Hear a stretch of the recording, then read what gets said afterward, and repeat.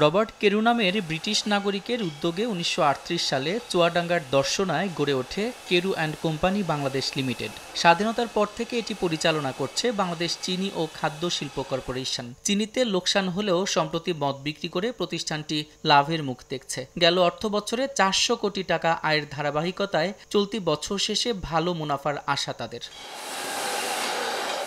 Distillery বিভাগ থেকেই মূলত বেশি লাভের মুখ দেখা যাচ্ছে বলে জানান প্রতিষ্ঠানটির কর্মকর্তারা। বাজারে ইতিমধ্যে প্রায় 2,38,000 বোতল আমরা সরবরাহ করেছি এবং কাস্টমারদেরকে আমরা এর রিভিউ নিয়েছি। অটোমেশনের বোতল কীভাবে প্রোডাক্ট হয় তারা সেটা দেখছে।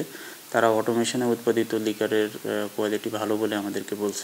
গেল বছরের ২০ ফেব্রুয়ারি কেরু অ্যান্ড কোম্পানির ডিস্টিলারি বিভাগ অটোমেশন পদ্ধতিতে মদ উৎপাদন শুরু করে। এই পদ্ধতিতে প্রায় ২.৫ লাখ বোতল মদ উৎপাদন হয়েছে। মেশিনের ব্যবহারে উৎপাদন বাড়ছে বলে জানান প্রতিষ্ঠানটির কর্মীরা। অটোমেশন চালুর কারণে আমাদের প্রোডাকশন বৃদ্ধি পেয়েছে এবং আমরা অধিক মুনাফা অর্জন করছি।